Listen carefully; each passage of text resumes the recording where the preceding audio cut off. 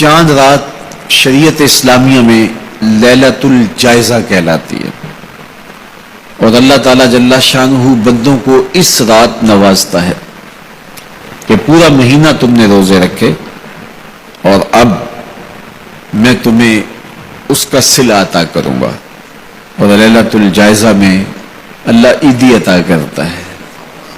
اور بندوں کو وہ عطا کرتا ہے جو وہ سوچ بھی نہیں سکتے کہ ہمارا مالک ہمیں کیا کیا عطا کرتا ہے۔ ہر شخص جو عیدی دیتا ہے وہ اپنی طاقت کے مطابق دیتا ہے نا۔ آپ کو بھی بچپن میں عیدی ملتی رہی ہوگی، اب بھی ملتی ہوگی، تو کوئی 10 روپے، کوئی 20 روپے، کوئی 50 روپے، لیکن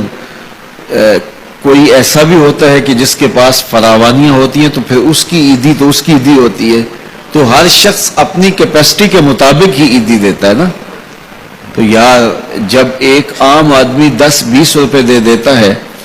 لیکن جس کو اللہ نے بڑا نوازا ہو تو وہ پھر 500 روپے کا نوٹ آپ کو دیتا ہے کہ جناب یہ عیدی ہے آپ کی، تو پھر اللہ کتنی عیدی دیتا ہوگا، وہ کتنی کرم نوازیاں فرماتا ہوگا۔ تو یار جب عیدی لینے کا وقت ہو، اس دن ہم بازار میں ہوں،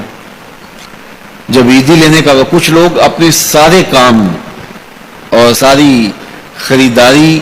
چاند رات کے اوپر چھوڑتے ہیں کہ اس رات کو ہم بازار جائیں گے۔ کچھ لوگوں کو شوق ہوتا ہے اس رات بازار جانے کا، حالانکہ بازار شر الاماکن، بری جگہ، سب سے بہتر جگہیں اللہ کے گھر مسجدیں ہیں، اور سب سے بدترین جگہیں بازار ہیں۔ تو مجبوری کے ساتھ بازار میں جایا جاتا ہے، آپ کی مجبوری ہے کچھ خریدنا، اور اگر آپ کاروبار کرتے ہیں تو آپ کی مجبوری ہے کچھ بیچنا، تاکہ آپ اس خرید و فروخت سے اپنے بچوں کا رزق کما سکیں یا اپنی ضروریات کو وہاں سے جا کے خرید کے لا سکیں، تو وہ مجبوری ہے۔ تو مجبوری کے لیے آپ وہاں جا سکتے ہیں، اور ہمیں حکم دیا گیا دیر سے جاؤ جلدی واپس آ جاؤ۔ مسجد میں حکم دیا گیا ہے جلدی جاؤ دیر سے واپس آؤ۔ اور ہمیں پتہ ہے کہ چاند رات کو رش کتنا ہوتا ہے، اور ہم اسی وقت کے لیے سارے کام چھوڑے ہوں جبکہ کندھے سے کندھا چھو رہا ہوتا ہے، اور مرد و زن کا اختلاط بھی وہاں ہوتا ہے، تو پھر اپنے آپ کو بچانا اور اپنے آپ کو محفوظ رکھنا اور اپنی نظر کی عفت اور پاکیزگی کا خیال رکھنا کتنا مشکل ہو جائے گا۔ اپنے آپ کو آزمائش میں ہی کیوں ڈالا جائے کہ جس میں ہم پورے نہ اتر سکیں۔ تو اس لیے یہ بات ذہن میں رکھیے گا کہ یہ لیلۃ الجائزہ ہے، یہ جھولی پھیلا کے رب سے مانگنے کا وقت ہے، یہ بازاروں میں آوارگی کا وقت نہیں ہے۔ تو یہ رات بھی ہماری اللہ کے حضور عبادت میں گزرنی چاہیے، ذکر و فکر میں گزرنی چاہیے، یاد الہی میں گزرنی چاہیے۔ تو لیلۃ الجائزہ کو کبھی ضائع نہ کیجیے، اور اس رات کو برباد نہ کیجیے۔ سارے مہینے کی محنت آپ نے جو کی،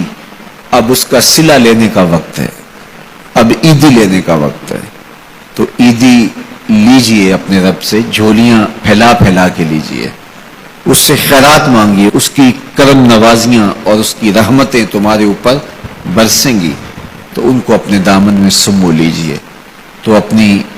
ضروریات کے لیے اور وقت نکالیے، اور عید کا دن بھی اللہ نے ہمیں 5 نمازوں کے علاوہ ایک اضافی نماز عید کی ہمارے اوپر واجب کی ہے۔ عید کے دن تو لوگ فرض نمازیں چھوڑ دیتے ہیں، جبکہ عید کے دن فرض نمازوں کے علاوہ ایک اضافی نماز رکھی گئی ہے۔ تو یہ ہمارا امتحان تھا، ہمارے ایک مہینے کی جو ٹریننگ ہوئی تھی، اس کے بعد آج ظہر کے وقت، آج عید کے دن فجر کے وقت، آج عصر اور مغرب کے وقت دیکھنا تھا کہ اس کا اثر ہماری روح میں کتنا اترا ہے۔ اور میں کہتا ہوں کہ جب مسلمان سارا مہینہ روزے رکھیں، تراویح بھی پڑھیں اور نمازیں بھی ادا کریں، اور عید کے دن فجر کے وقت مسجد میں نمازی نہ ملے، ظہر کے وقت آدھی صف ہو، تو شیطان تو بڑا خوش ہوتا ہوگا، وہ تو بڑا راضی ہوتا ہوگا کہ یہ پڑھتے تھے نمازیں اور تراویح اور کیا کیا کرتے تھے، پتہ چلا نا کہ ان کے اندر کچھ بھی نہیں اترا، اور یہ جہاں کھڑے تھے اس سے بھی نیچے لڑک کے آ گئے۔ تو شیطان کو کبھی خوش نہ ہونے دینا، اللہ کے حضور سرخروئی اور کامیابی کے لیے دعا مانگتے ہوئے ماہ سیام سے رخصت ہوں۔ یہ گھڑیاں اللہ نے نصیب کی، گنتی کے دن انہیں کہا گیا ہے، تو یہ گنتی کے دن یوں ہی بیت جاتے ہیں اور اسی طرح پوری زندگی بیت جاتی ہے، اور پھر جب